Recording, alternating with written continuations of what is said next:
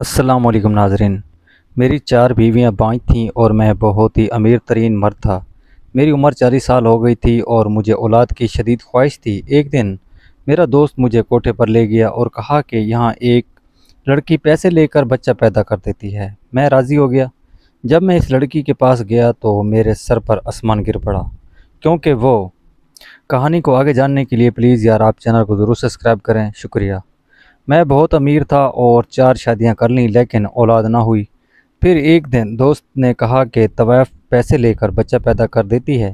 میں نے اس عورت کو گھر بلا کر اس کا نقاب اتارا تو میرے اوزان خطا ہو گئے، کیونکہ میں اپنے دوست کے ساتھ جس جگہ آیا تھا وہاں کی راتیں جاگتی تھیں اور دن سوتے تھے۔ ہر طرف کانوں کی آوازیں اور ڈھولک کی تاب کے ساتھ گھنگرو کی آوازیں بھی آ رہی تھیں۔ میں اپنے دوست کے ہمراہ تیزی سے قدم اٹھاتا ہوا جا رہا تھا۔ اس وقت میرا دل بہت تیزی سے دھڑک رہا تھا۔ میں امیر شخص تھا، میرے پاس دولت کی کوئی کمی نہیں تھی، لیکن یہ بھی سچ تھا کہ میں عیاش پرست ہرگز نہیں تھا۔ بازار حسن سے مجھے کوئی غرض نہ تھا، بلکہ میں تو گردن نیچے جھکا کر چل رہا تھا، کہیں مجھے کوئی پہچان نہ لے، کیونکہ میرا شمار لاہور کے بڑے بڑے بزنس مین میں سے ہوتا تھا۔ مجھے اپنی عزت کے لالے پڑے ہوئے تھے۔ یہ میری بہت بڑی مجبوری تھی جو کہ مجھے یہاں لے آئی تھی۔ کافی پرانی عمارتیں تھیں، چھوٹی چھوٹی گلیاں تھیں اور ہر 2 منزل عمارت سے ناچ گانے کی آوازیں گونج رہی تھیں۔ عمارتوں کے باہر منہ میں پان دبائے اس کوٹھے کے دلال کھڑے گاہکوں کو اپنے کوٹھے میں جانے کا کہہ رہے تھے، ساتھ ہی بے پاک جملے بول رہی تھیں۔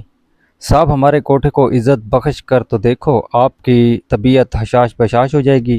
یہ سب باتیں سن کر خفت اور شرم سے میرا سر جھک سا گیا۔ میں نے کبھی ایسی گفتگو نہیں سنی تھی۔ لگتا تھا جیسے کوئی کاروباری کپڑے کا بازار ہو اور دکاندار اپنی چیزوں کی تعریف کر کے اسے بیچ رہا ہو۔ کیا عورت اتنی سستی ہے اور معمولی سی چیز تھی؟ بہرحال میں دل ہی دل میں دوست کی بات مان کر بہت پچھتاتا آ رہا تھا۔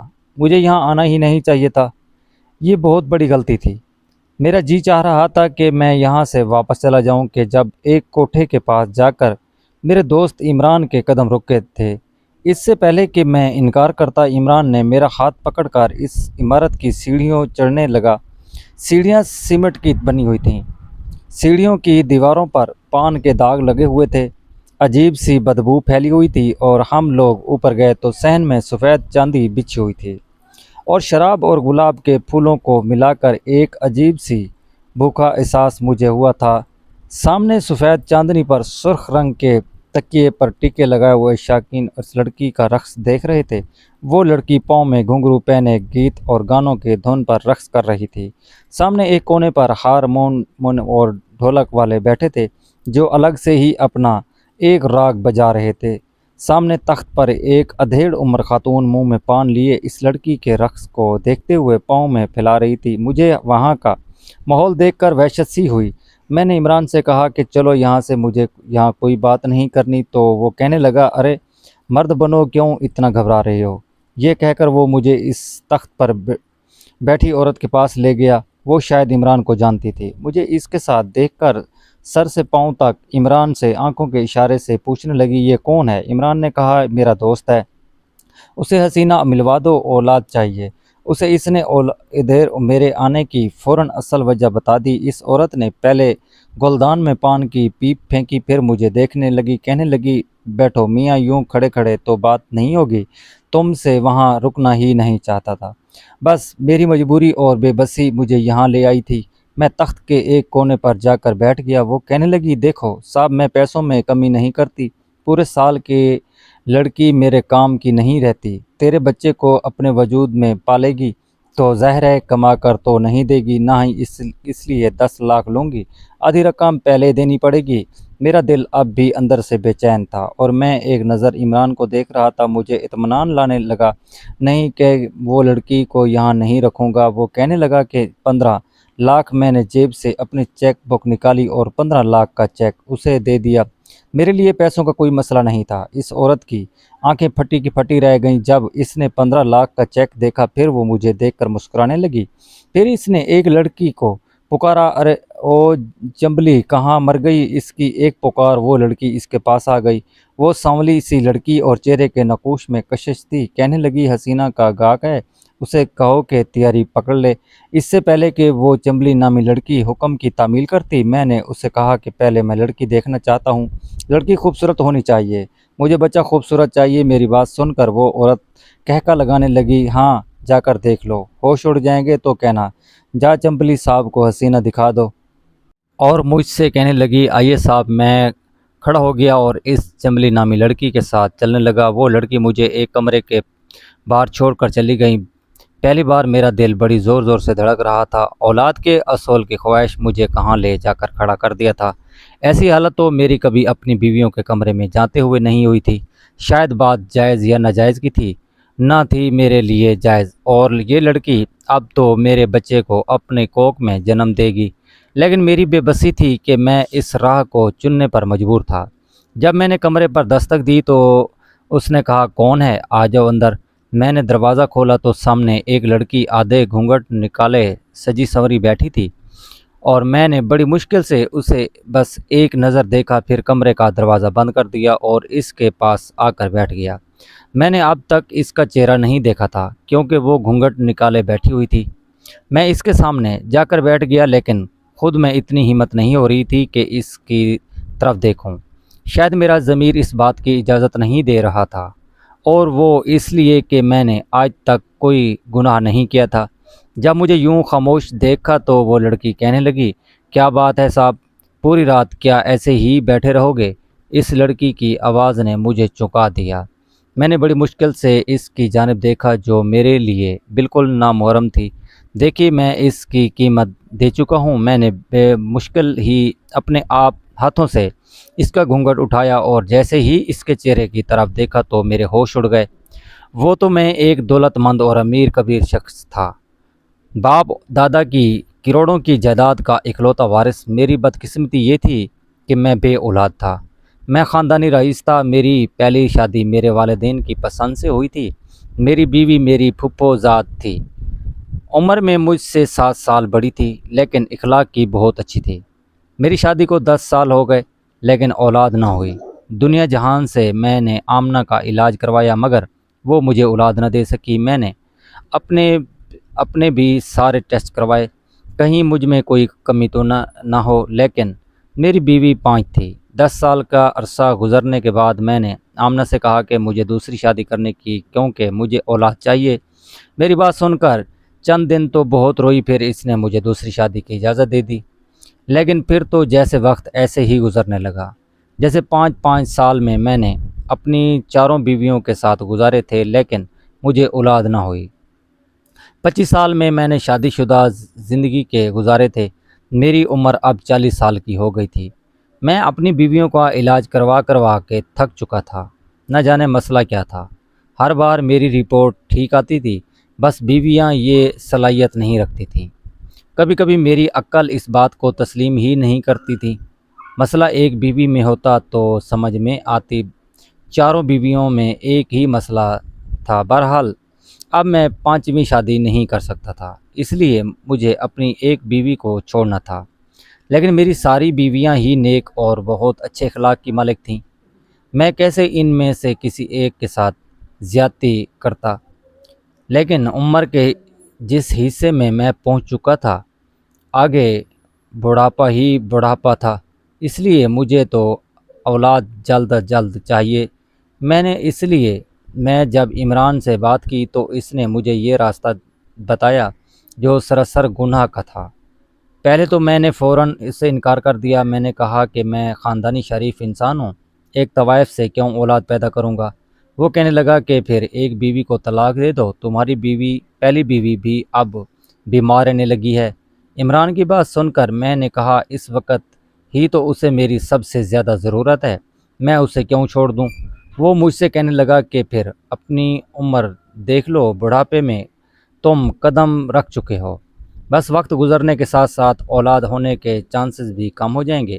بات تو عمران کی ٹھیک تھی، مجھے اولاد چاہیے تھی۔ عمران کے کہنے لگا کہ جو میں بتا رہا ہوں اس سے تجھے بچہ بھی ہو جائے گا، اور تمہیں 5ویں شادی بھی نہیں کرنی پڑے گی۔ پھر تم دنیا کو کہہ دینا کہ چاروں بیویوں میں سے کسی ایک سے بچا ہوا ہے، کسی کو کچھ بھی خبر نہیں ہوگی۔ میں کافی دن تک اس بات پر سوچتا رہا، اور اولاد کا اصول اس وقت میرے لیے بہت ضروری تھا۔ ناظرین، ویڈیو اور بھی دلچسپ ہے، پلیز آپ سے گزارش ہے یار، آپ ہمارے 1000 سبسکرائبر پورے کروا دیں، شکریہ۔ ورنہ میرا نام لینے والا بھی کوئی نہ ہوتا۔ پہلے تو میرا جی چاہا کہ میں اپنی بیویوں سے مشورہ کرتا ہوں، لیکن ظاہر ہے وہ مجھے کبھی بھی ایسا مشورہ نہیں دیں گے۔ میں بے حد پریشان تھا، انہی دنوں میں اپنی اولاد کے اصول کے لیے بھی پریشان تھا، اور دوسری طرف میری پہلی بیوی پہلے سے بھی زیادہ بیمار رہنے لگی تھی۔ میں نے اپنی باقی بیویوں سے اجازت لی اور زیادہ وقت پہلی بیوی کو ہی دینے لگا۔ خود سے 3 سوتن اس نے برداشت کی تھی، لیکن میری بیوی میں یہ بات تھی کہ لڑائی جھگڑا بالکل نہیں تھا، آپس میں مل جل کر رہتے تھے۔ پھر میں نے شادی کے معاملے میں اب تک کم عمر لڑکی کا انتخاب نہیں کیا تھا۔ میری باقی تینوں بیویاں بھی اچھی عمر کی تھیں، کوئی یتیم، کوئی تو بے سہارا۔ میں نے شادی ایسی ہی لڑکیوں سے کی تھی کہ تاکہ انہیں سہارا بھی مل جائے اور مجھے اولاد۔ لیکن قسمت کا عجیب ہی کھیل تھا کہ چاروں ہی بیویوں میں مسئلہ تھا، لیکن مجھ میں نہیں۔ میں بے حد پریشان تھا، میں کسی بھی بیوی کو چھوڑنا نہیں چاہتا تھا، لیکن جو عمران نے راستہ بتایا تھا اس سے بھی میرا دل نہیں مان رہا تھا۔ لیکن بہت سوچ بچار کے بعد میں آخرکار اس فیصلے پر پہنچ ہی گیا کہ عمران کی بات مان لوں، اس میں کوئی حرج نہیں۔ اس لیے اس کے ساتھ کوٹھے پر آ گیا۔ لیکن جب میں نے اس لڑکی کو دیکھا تو میرے ہوش اڑ گئے تھے۔ اسے دیکھتے ہی میں کمرے سے باہر نکل گیا، پھر اس کوٹھے پر نہیں رکا۔ عمران نے مجھے پکارا اور پکارتا رہ گیا، پوچھتا رہا کہ علی تمہیں کیا ہو گیا، لیکن میں نے کوئی جواب نہیں دیا۔ تیز قدموں سے اس بازار حسن سے نکل کر اپنی گاڑی میں بیٹھ گیا۔ میں نے عمران کے آنے کا انتظار نہیں کیا، ڈرائیور سے کہا کہ گھر چلو۔ پورا راستہ میں بے چینی کاٹتا گیا اور ایک پل مجھے چین نہیں آ رہا تھا۔ گھر آ کر میری بے چینی بدستور قائم رہی تھی۔ میں آج کسی بھی بیوی کے کمرے میں نہیں جا پایا تھا۔ ڈرائنگ روم میں بیٹھا سگریٹ پی رہا تھا۔ آدھی رات گزر گئی اور میرے دماغ کی الجھن بڑھنے لگی تھی۔ جب میری پہلی ڈرائنگ روم میں آ گئی تو مجھے کہنے لگی کہ علی کیا بات ہے، سوئے نہیں آپ؟ میں نے ایک نظر اس کی طرف دیکھا، پھر نفی میں سر ہلا دیا۔ وہ میرے پاس بیٹھ کر کہنے لگی، آج کیا پریشانی ہے آپ کو؟ میں نے ایک نظر اس پر ڈالی جس کا میرے پیچھے 25 سال کا ساتھ تھا۔ وہ اب بیمار رہنے لگی تھی۔ میں نے اس کا ہاتھ تھاما اور کہا، تمہاری طبیعت کیسی ہے؟ کہنے لگی، مجھے اپنے بچنے کی امید نہیں، میرے پیٹ میں بنی ہوئی سولی پھٹ کر کینسر کی شکل اختیار کر گئی ہے۔ آپ بھی جانتے ہیں، میں جانتا تھا یہ چند مہینوں کی مہمان، اس لیے اب سارا وقت اس کے پاس گزارتا۔ میرے کندھوں پر اس نے سر رکھ دیا تو میں نے بھی اسے اپنے اثار میں لے لیا۔ میں نے کہا، میں سوچ رہا ہوں کہ تمہیں لندن لے جاؤں اور وہاں تمہارا علاج کرواؤں۔ میری بات پر کہنے لگی، کوئی فرق نہیں پڑے گا، وقت گزر چکا ہے میرا علاج کا، بس آپ میری خواہش پوری کر دیں، مجھے طلاق دے کر شادی کر لیں۔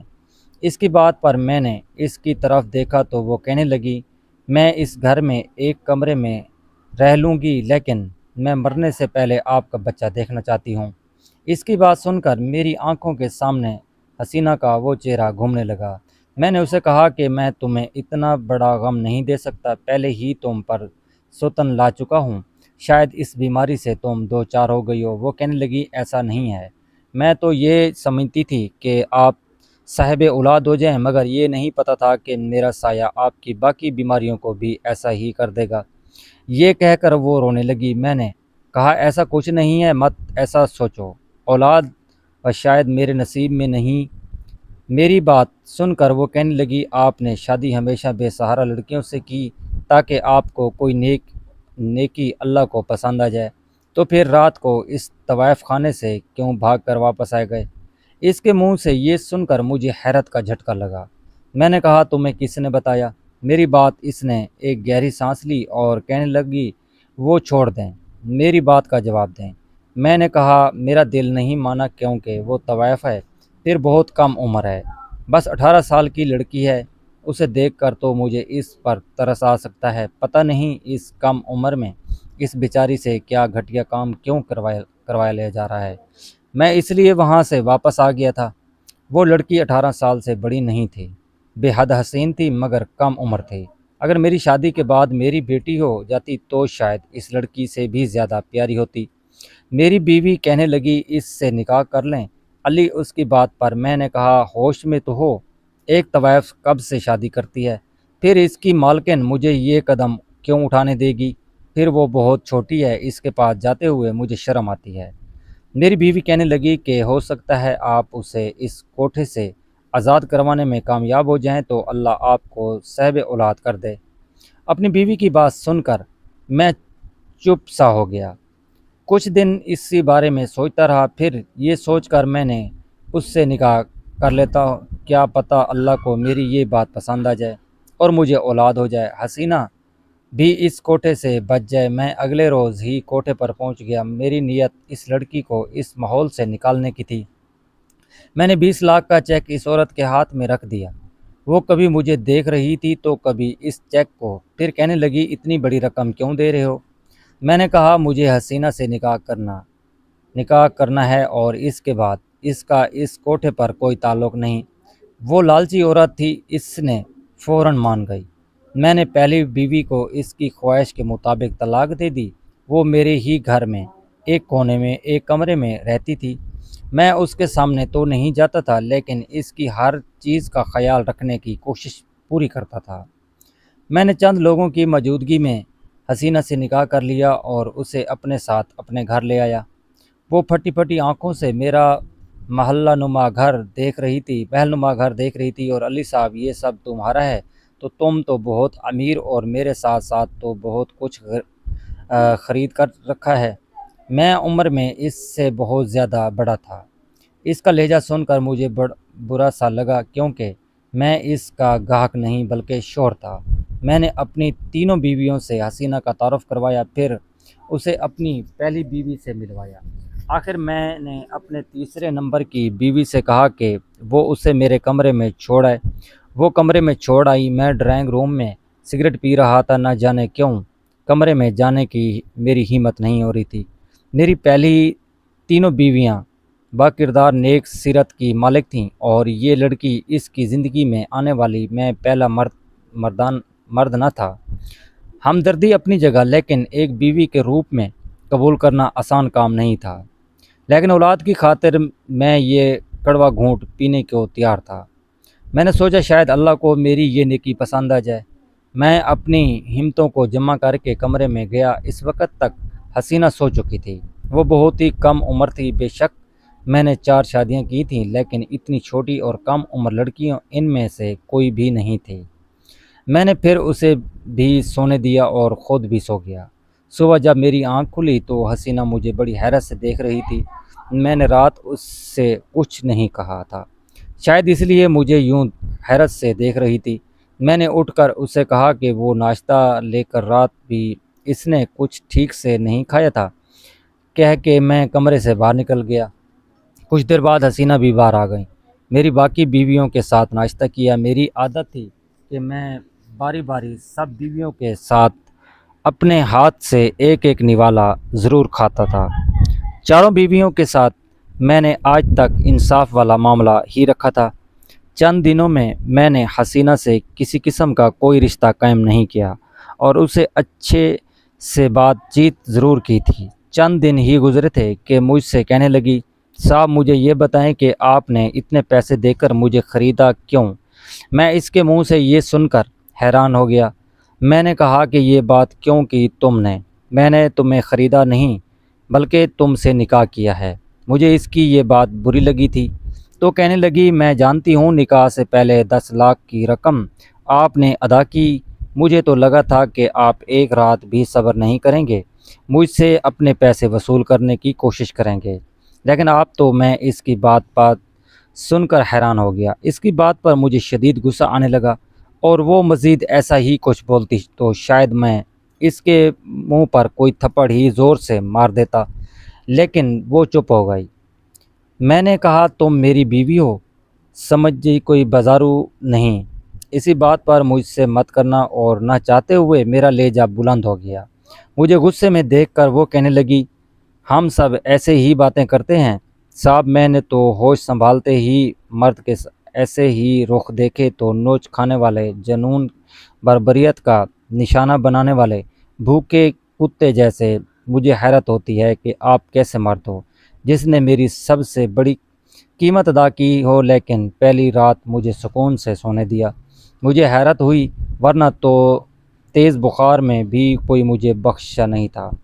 یہی کہتے تھے کہ تیری قیمت اس لیے نہیں بھری کہ تیرا بخار کا لحاظ کریں۔ یہ کہتے ہوئے ٹپ ٹپ آنسو اس کی آنکھوں سے گر گئے۔ پھر اس نے اپنی بازو دکھائی۔ بازو بری طرح سگریٹ کے نشانوں سے جلا ہوا تھا۔ ایسی بے بسی دیکھ کر میں نے زور سے آنکھیں بند کر لیں۔ کہنے لگی یہ دیکھیں تو آپ میرے ساتھ یہ سب کرتے ہیں۔ میں نے تو آج تک مرد کو ایسے دیکھا لیکن تم نے نہ جانے کیسے وہ سب سے الگ ہی ہو۔ مجھے خرید کر بھی تم نے مجھے استعمال نہیں کیا۔ میں نے کہا تم میری بیوی ہو اور اللہ نے بیوی کے ساتھ نرمی کا معاملہ کرنے کا حکم دیا اور تم تو ہو بھی کم عمر نازک۔ میں سمجھ نہیں پا رہا تھا کہ میں تمہارے پاس آؤں۔ بہرحال ایک رات میں حسینہ کی سنگت نے مجھے تڑپا کے رکھ دیا اور اس کے وجود پر لگے کھاؤ دیکھ کر میرا دل چھری سے کٹنے لگا۔ 18 سال کی لڑکی کے ساتھ جو ظلم کیے گئے تھے بالکل غیر انسانی تھے۔